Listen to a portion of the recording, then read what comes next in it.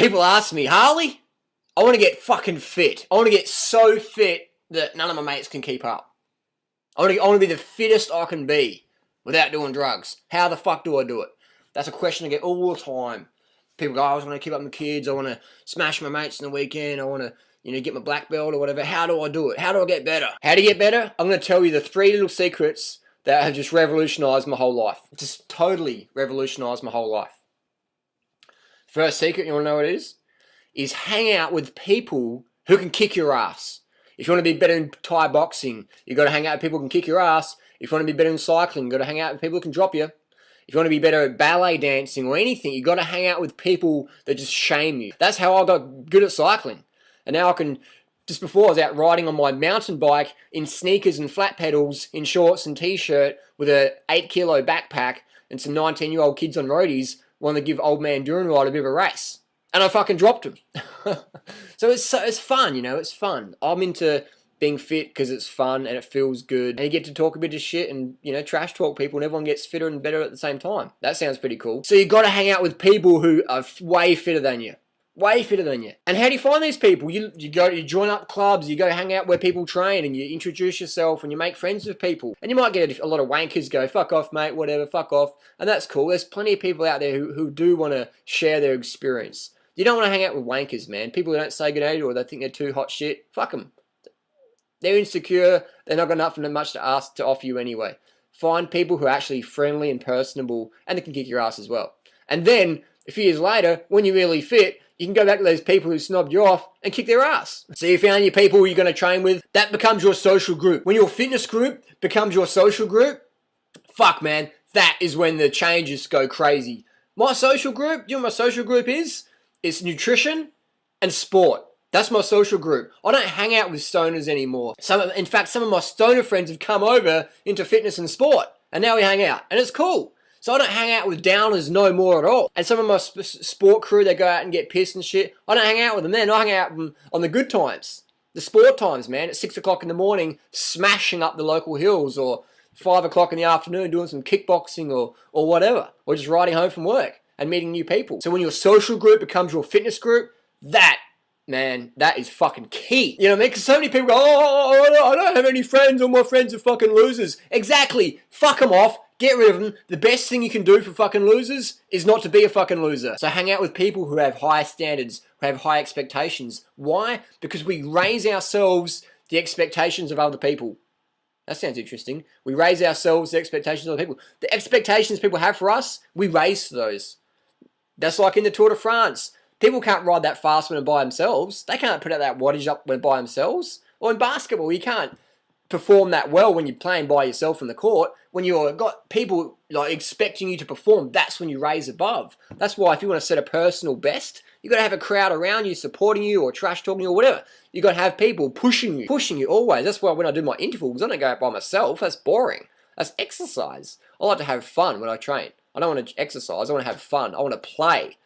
Anything but exercise. I'm too busy to exercise. I want to play, man. When all your work is play, you'll never work another day. So how often do you train with this new group of friends? Train with them. Not every day, man, because if you've had a big break or you're out of shape, you don't want to fry yourself. Start with once a fortnight, once a month, and build it up over time, and eventually a few times a week. Definitely. And you ask them, learn from them. And if they give you advice, which is normally going to be, hey, dude, just back off a bit, like you're training a bit too much, you're going a bit too crazy, listen to it. Listen to it, because you don't want to overtrain yourself and burn yourself out and go, oh, I'm not cut out for this. I see that in cycling so often. I've been racing since 1997 in Adelaide, Australia, and I'm always back here every year. Always new faces. Like, I'll go to a race now and I hardly recognise anybody. Out of 200 riders, I recognise maybe 10 people. 10 people. Look at the percentages of that. That's crazy. So, we've got like 5%, 95% dropout rate in cycling. It's insane. You always want to train smarter versus train harder and make it part of your lifestyle and have realistic goals. So what's the second tip? The second tip is to wear shit out, man. Wear stuff out. What do I mean by that? I mean, this is what happens to my socks. You got a sock puppet here. Wear stuff out, man. These are my cycling gloves. Wear shit out. You don't need to spend a lot of money, man. You just need to train consistently. That's what we're doing. These cycling gloves, man. 50,000 kilometers and still going. I've stitched them up even. Look at that. Can't even afford new cycling gloves. I'm so poor, I can't even pay attention. We're training consistently by wearing things out. So I wear out bike tires, I wear out shoes, just wear stuff out. Not by training excessively, but by training consistently. It's going to take you 5 to 8 to 10 years to get on top of the game. I don't know anyone at pro level sport who hasn't been doing it for at least 8 years. And people who maybe took them 5 years, they've had like a background in something else. Like maybe a cyclist can go from elite runner to professional cyclist in 5 years because they've got that running base. Or if someone's a wrestler or a sumo wrestler, they can become a bodybuilder because they've got that base. But no one's going from couch potato to elite level athlete with no background in like less than a year. That's just bullshit. Those people are liars. It's a scam. It's a money fucking scam, whatever. 5 to 8 to 10 years. So you want to start getting out there today. You want to start doing that 30-minute walk today. You want to start doing that 30-second jog today because it's going to take you 5, 8, 10 years for you really to be smashing it. Just going to be honest with you there. And anyone that says otherwise, they're just talking shit, man, because you look at Michael Phelps or Ian Thorpe or Lance Armstrong. So anyone that says it takes less than 5, 8, 10 years is talking shit. Look at Lance Armstrong. How long did it take him to win his first Tour de France? 15, 16 years. Kiddo Evans took him like 21 years. So people just, they don't understand, man. It takes a long time. So start today, train consistently, set realistic goals. Third tip, last tip, is your diet, man. You got to put enough fuel in the tank. High carb, low fat, vegan, heavy on the fruit, man. That's where it's at. Anyone that says, oh, you got to do low carb diet and calorie restrict, and that's fucking bullshit. If you calorie restrict, if you carb restrict, and you're trying to get fit, you're going to fucking burn out. You're going to be running on caffeine, running on stimulants, binge eating, being a fucking nut job to be around, and your athletic goals are just going to be out the door. You might be fit for a bit, and then boom, you'll blow out and burn out and bubble out and bum out just because they starve themselves, man. Like a lot of newbies do, just because they starve themselves. I see it all the time. People just starving.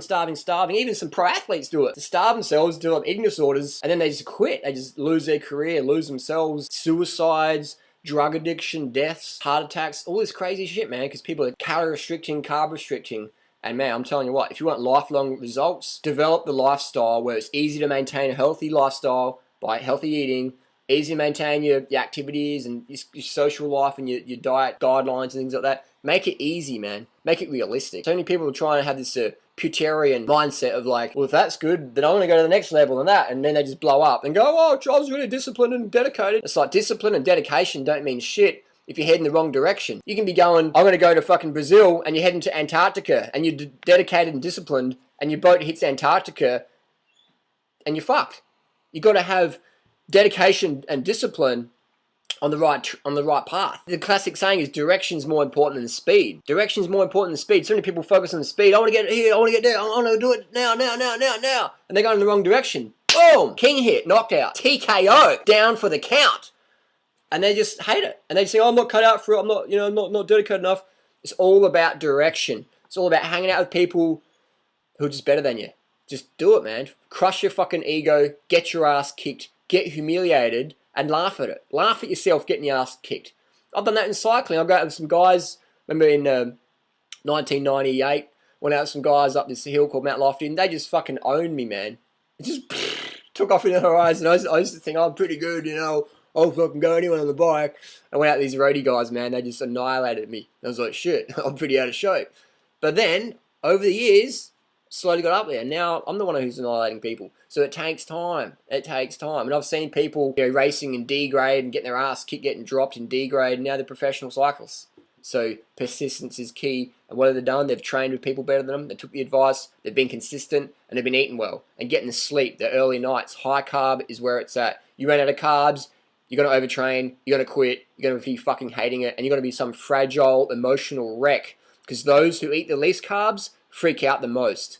Remember that. Those that eat the least carbs freak out the most. They have the more depression, they have the insomnia, they have the yo-yo mood swings in the training, and just always on the edge of breakdown. I've been there myself, man, with the ignorance. So I can tell you from experience, man, high calorie, high carb, high fun, high octane lifestyle is the only way. Make it part of your lifestyle. Make it part of your identity. You are a fit person. You're getting fitter and healthier, and you're helping save the planet. Versus doing something where you get really good and doing something that's really dumb and just drops you off the deep end. What am I talking about? Like calorie restriction or low carb diets. People get really good at these things that are really dumb, and they just get, boom, dropped off the deep end. So be smart, train smarter versus training harder. Take advice from people getting results you desire.